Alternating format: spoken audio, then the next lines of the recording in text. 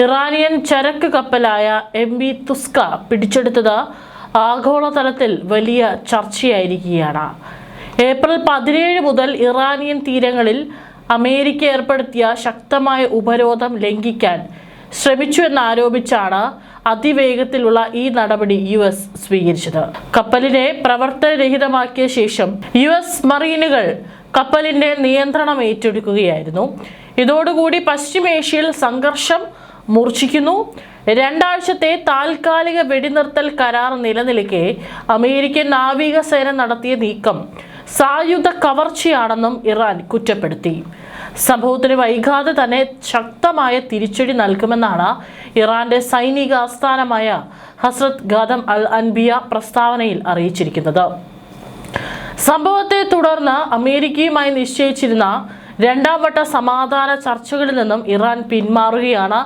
ഇതോടുകൂടി തന്നെ വീണ്ടും യുദ്ധസമാനമായിട്ടുള്ള സാഹചര്യം അതിൻ്റെ ഏറ്റവും മൂർധന്യ അവസ്ഥയിൽ എത്തും എന്നുള്ള സൂചനകളാണ് ലഭിക്കുന്നത്. അറബിക്കടലിലൂടെ ഇറാന്റെ ബന്ദർ അബ്ബാസ് തുറമുഖത്തേക്ക് നീങ്ങുകയായിരുന്ന MV തുസ്കയെ US യുദ്ധക്കപ്പലായ USS പ്രൂവൻസ് തടഞ്ഞതോടെയാണ് സംഭവങ്ങളുടെ തുടക്കം ഉണ്ടാകുന്നത്. ഏതാണ്ട് 6 മണിക്കൂറോളം നീണ്ടുനിന്ന കടുത്ത വാഗ്ദാനങ്ങൾക്കും മുന്നറിയിപ്പുകൾക്കും സമുദ്രം സാക്ഷ്യം വഹിച്ചത്.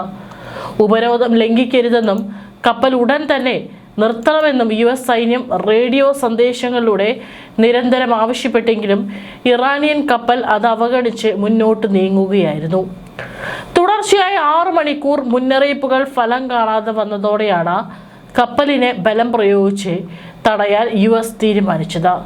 കപ്പലിലെ ജീവനക്കാരുടെ ജീവന് അപകടമുണ്ടാകാത്ത രീതിയിൽ കപ്പലിന്റെ സഞ്ചാരം തടയുക എന്നതായിരുന്നു ലക്ഷ്യം. ഇതിനായി USS പ്രൂവൻസിലെ കമാൻഡർമാർ കപ്പലിന്റെ എൻജിൻ റൂം ലക്ഷ്യം വയ്ക്കാനാണ് നിർദ്ദേശം നൽകിയത്.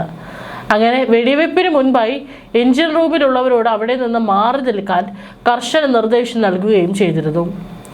USS പ്രൂവൻസിലെ കരുത്തുറ്റ 5 ഇഞ്ച് MK-45 ഗണ്ണിൽ നിന്നാണ് വെടിയുണ്ടകൾ തൊടുത്തത്. പീരങ്കി ഉണ്ടകൾ കപ്പലിന്റെ എൻജിൻ റൂമിൽ കൃത്യമായി പതിക്കുകയും അവിടെ വലിയ വിള്ളലുണ്ടാക്കുകയും ചെയ്തു.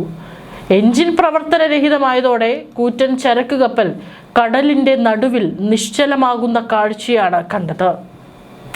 കപ്പലിന്റെ വേഗത നിലച്ചതോടെ US മറീനുകൾ ഹെലികോപ്റ്ററുകൾ വഴിയും ബോട്ടുകൾ വഴിയും തുസ്കയിലേക്ക് ഇരച്ചു കയറി നിയന്ത്രണം ഏറ്റെടുക്കുകയാണ് ചെയ്തത്. ഇറാൻ പതാകയേന്തിയ തുസ്കയ്ക്ക് ഏകദേശം 900 അടി നീളമുണ്ട്. US ട്രഷറി ഡിപ്പാർട്ട്മെന്റിന്റെ ഉപരോധ പട്ടികയിലുള്ള കപ്പലാണിതെന്നാണ് പ്രസിഡന്റ് ഡൊണാൾഡ് ട്രംപ് വ്യക്തമാക്കിയത്. മുൻപും നിയമവിരുദ്ധ പ്രവർത്തനങ്ങളിൽ ഏർപ്പെട്ട ചരിത്രമുള്ളതിനാലാണ് കപ്പലിനെ തടഞ്ഞതെന്നും അദ്ദേഹം അവകാശപ്പെട്ടു. നിലവിൽ കപ്പൽ പൂർണ്ണമായും US സൈന്യത്തിന്റെ കസ്റ്റഡിയിലാണ്. ഇതിനുള്ളിൽ എന്തൊക്കെയാണ് കടത്തിക്കൊണ്ട് പോകുന്നത് എന്നതിനെക്കുറിച്ച് വിശദമായ പരിശോധനകൾ നടക്കുകയാണ്. സൈനിക നടപടിക്ക് പിന്നിലെ പ്രധാന കാരണം ഇറാനെ സാമ്പത്തികമായി തകർക്കുക എന്ന അമേരിക്കയുടെ നയം തന്നെയാണ്. ഇറാന്റെ പക്കലുള്ള ആണവ പദ്ധതികളും പ്രാദേശികമായ ഇടപെടലുകളും അവസാനിപ്പിക്കാൻ അവരുടെ വരുമാന സ്രോതസ്സുകൾ തടയണമെന്ന് അമേരിക്ക വിശ്വസിക്കുന്നു. ഇതിന്റെ ഭാഗമായാണ് ഇറാനിയൻ തീരങ്ങളിലൂടെയുള്ള എല്ലാ ചരക്ക് നീക്കങ്ങൾക്കും US ഉപരോധം ഏർപ്പെടുത്തിയത്. ഈ ഉപരോധം ലംഘിക്കുന്ന ഏതൊരു കപ്പലിലും ഇതേ അവസ്ഥയുണ്ടാകുമെന്ന മുന്നറിയിപ്പാണ് ഈ നീക്കത്തിലൂടെ അമേരിക്ക നൽകുന്നത്. പാകിസ്ഥാനിലെ ഇസ്ലാമാബാദിൽ US ഇറാൻ പ്രതിനിധികൾ തമ്മിലുള്ള നിർണായകമായ സമാധാന ചർച്ചകൾ നടക്കാനിരിക്കെയാണ് ഈ നീക്കം എന്നതും ശ്രദ്ധേയമാണ്. ചർച്ചാ മേശയിൽ ഇറാനെ സമ്മർദ്ദത്തിലാക്കാനുള്ള ഒരു തന്ത്രമായിട്ടാണ് ട്രംപ് ഭരണകൂടം ഈ കപ്പൽ പിടിച്ചെടുക്കലിനെ കാണുന്നത്. തങ്ങൾ പറയുന്ന ഉപാധികൾ അംഗീകരിച്ചില്ലെങ്കിൽ കടുത്ത പ്രത്യാഘാതങ്ങൾ ഉണ്ടാകുമെന്ന സന്ദേശമാണ് US ഇതിലൂടെ നൽകുന്നത്. ഈ സംഭവത്തെ സായുധ കടൽക്കൊള്ള എന്നാണ് ഇറാൻ വിശേഷിപ്പിച്ചത്. അമേരിക്കൻ സൈന്യത്തിന്റെ നടപടിക്കെതിരെ ഉടൻ തന്നെ തിരിച്ചടി നൽകുമെന്നും ഇറാന്റെ തസ്നീം വാർത്താ ഏജൻസികൾ റിപ്പോർട്ട് ചെയ്യുന്നുണ്ട്. തങ്ങളുടെ കപ്പലുകൾ തടയുന്നത് തുടരുകയാണെങ്കിൽ ലോകത്തെ ഏറ്റവും പ്രധാനപ്പെട്ട എണ്ണക്കടത്ത് പാതയായ ഹോർമസ് കടലിടുക്ക് അടച്ചുപൂട്ടുമെന്നും ഇറാൻ ഭീഷണിപ്പെടുത്തി. ഇത് ആഗോള എണ്ണ വിപണിയെ വലിയ പ്രതിസന്ധിയിലാക്കാൻ സാധ്യതയുണ്ട്. അമേരിക്കൻ സൈന്യത്തിന് മുന്നിൽ ഒരു കാരണവശാലും വിട്ടുവീഴ്ച ചെയ്യില്ലെന്ന് Iran parliament speaker Mohammad bugger Ghalibaf വ്യക്തമാക്കി. ഞങ്ങൾക്ക് കടന്നു പോകാൻ കഴിയാത്ത സാഹചര്യത്തിൽ മറ്റാരെയും ഹോർമുസ് കടലിടുക്ക് വഴി കടന്നു പോകാൻ അനുവദിക്കില്ല എന്നതായിരുന്നു അദ്ദേഹത്തിന്റെ പ്രതികരണം. അമേരിക്കയുടെ ഉപരോധം അജ്ഞതയിൽ നിന്ന് ഉണ്ടായതാണെന്നും അദ്ദേഹം പരിഹസിച്ചു. ഇരുപക്ഷവും വിട്ടുവീഴ്ച ചെയ്യാത്ത നിലപാടിൽ ഉറച്ചു നിൽക്കുന്നതും സ്ഥിതിഗതികൾ യുദ്ധസമാനമാക്കുന്നു. ലോകത്തെ എണ്ണ വ്യാപാരത്തിന്റെ 1/5 നടക്കുന്നതും ഹോർമുസ് കടലിടുക്ക് വഴിയാണ്. നിലവിലെ ഈ സംഘർഷം ആഗോള ഇന്ധന പ്രതിസന്ധിക്ക് കൂട്ടുകയും എണ്ണവില കുതിച്ചുയരാൻ കാരണമാവുകയും ചെയ്യും. സംഭവത്തെ തുടർന്ന് അമേരിക്കയുമായി നിശ്ചയിച്ചിരുന്ന 2ാം വട്ട സമാധാന ചർച്ചകളിലും നിന്നും ഇറാൻ പിന്മാറിയിട്ടുണ്ട്.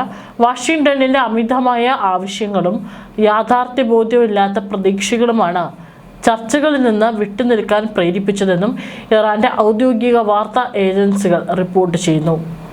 നിലപാടുകളിലെ വൈരുദ്ധ്യവും ഉപരോധം തുടരുന്നതും ചർച്ചകൾ അർത്ഥശൂന്യമാക്കുന്നുവെന്നും ഇറാൻ ചൂണ്ടിക്കാട്ടി.